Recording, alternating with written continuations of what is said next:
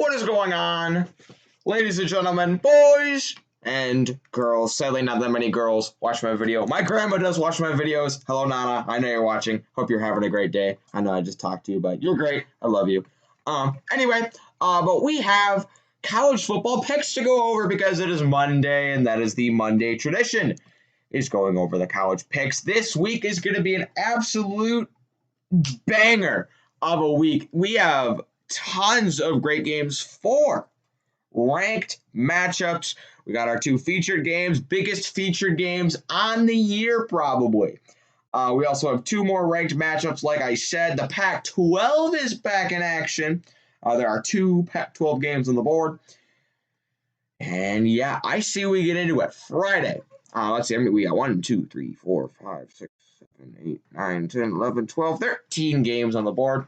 Sorry, not every game is going to make the featured game. Not every game is going to make the board. If you have a question about it, like, let's say your favorite team's on the board, just drop a comment, and I'll let you know what I think about that game. I will respond. I'll respond to almost any comment. Anyway, let's get started. Miami going on the road against NC State. This NC State Wolfpack team has been pretty inconsistent, but they have looked good through stretches about the year, and I think the same can be said about Miami. So I'm actually going to take NC State. I like their chances at home as a Friday game. Here's a game I'm excited for. I am licking my chops at this game. Boise State home against BYU.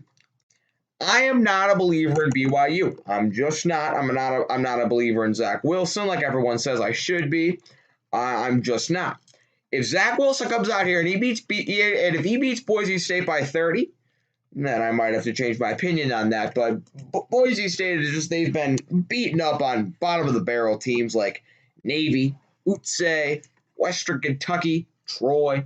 They've not really beaten that many great teams. They can change all that with a win against Boise State. Boise State looked pretty good against Air Force. They're ranked in the top 25. They're ranked 25 or 24 this week.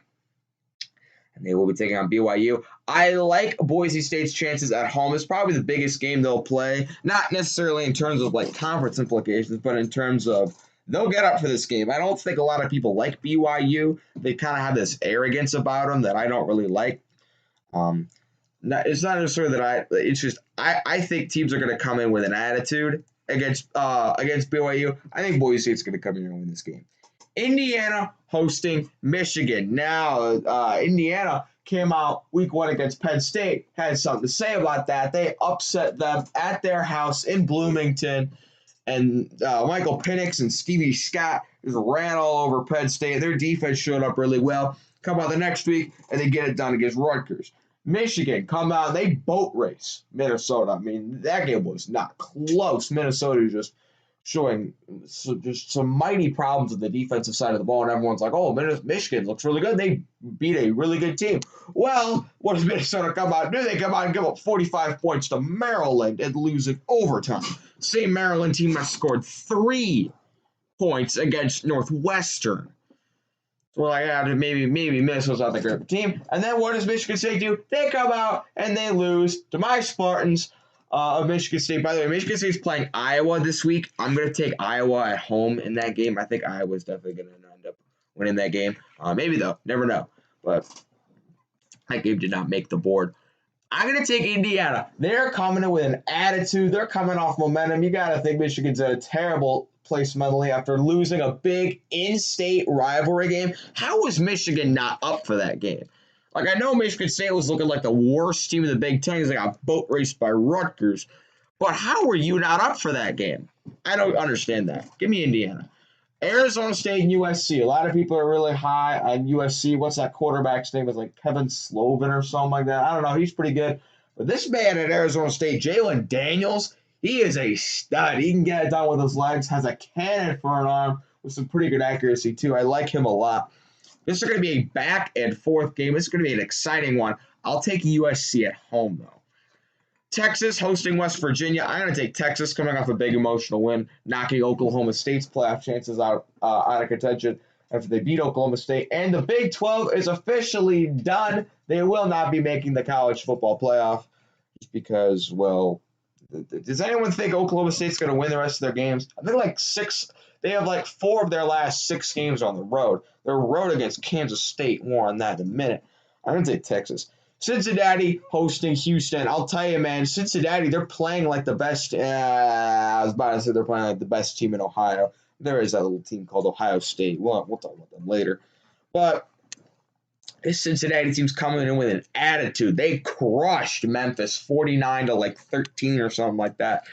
I'll tell you, they can make the college football playoff. They are playing with an attitude, and they are a strong team going forward. Give me the Bearcats over the Cougars. Wisconsin, I don't know if they're going to be able to play. I got all those coronavirus cases. They're going to be down to their 4th-string quarterback. I don't think it matters who plays quarterback for them. Their defense is so good.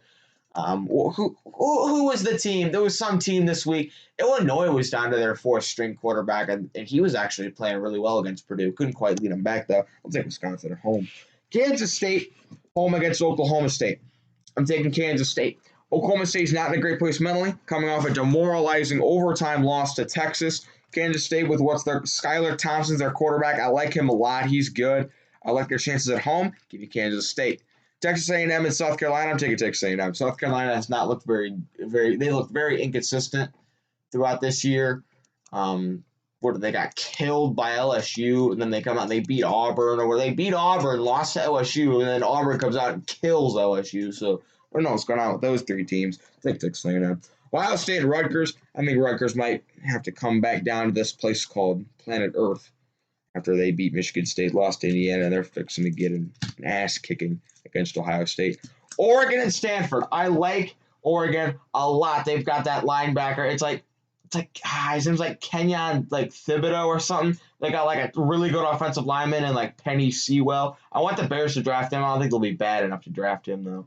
I think Oregon should have a nice, easy time against Stanford. Don't know much about them this year. I'll take Oregon. Now, the featured game. Oh, by the way, they went 17-5 last week. Very good week for us last week. Georgia and Florida.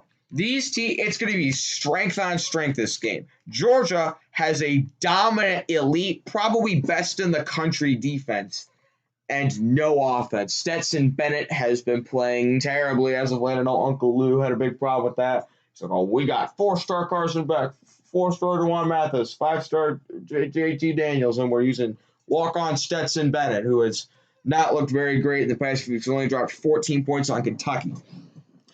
But their defense is dominant. Whereas Florida, on the other hand, their defense couldn't stop a nosebleed against Texas A&M.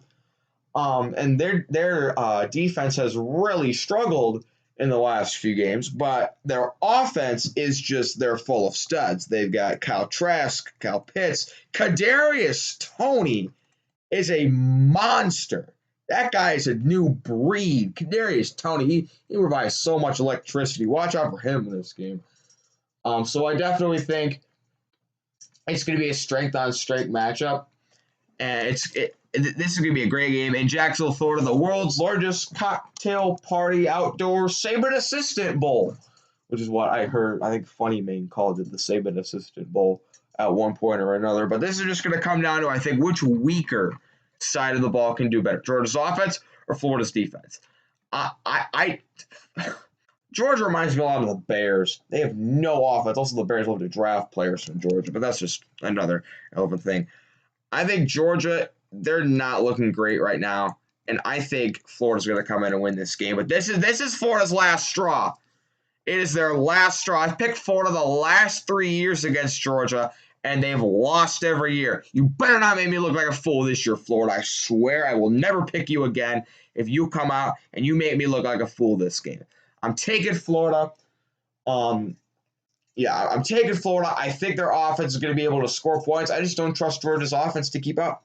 I don't trust them. And lastly, the game of the year, which is what a lot of people are saying preseason, Clemson and Notre Dame. Now, Clemson will be without the services of Trevor Lawrence.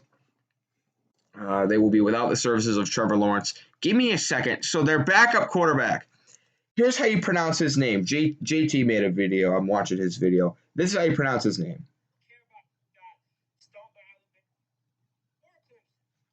We already know that the biggest storyline heading into this game is that Trevor Lawrence is not going to be playing in this game due to having the virus.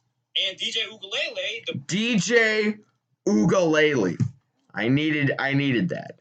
DJ Ugalele is how you pronounce that guy's name. I still didn't know how to pronounce it.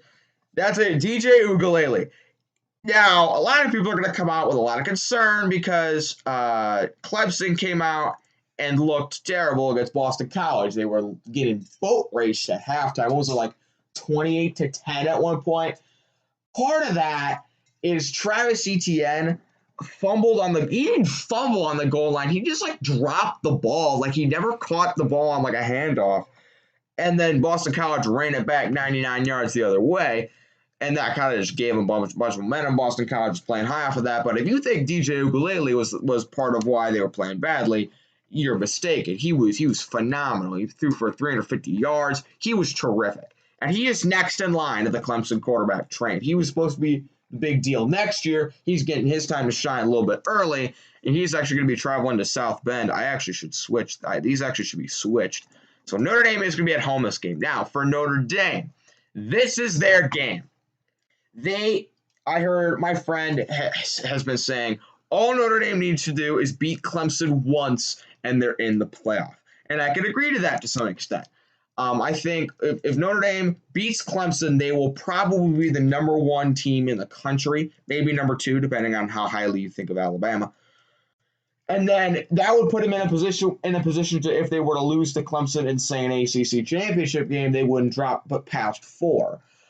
But if they're going to beat Clemson once, it's got to be in this game. Because they're not going to be able to beat Clemson when Trevor Lawrence comes back in their hometown, in the Carolinas. They're not going to get it done. It's got to be now. It's either now or never for Notre Dame. Ian Book, not a big fan of Ian Book. Now, I'm not a huge fan of him. Notre Dame's defense has been playing really well throughout this year. They played Pitt on the road. I was like, Pitt's a pretty good team. Pitt will hold this game close. Pitt will cover the spread. Beat Pitt 45-3.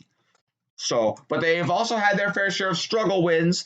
They've struggled against Duke and 0 something. Like, what is Duke? Duke's terrible this year, like 1-7 or something. I don't know.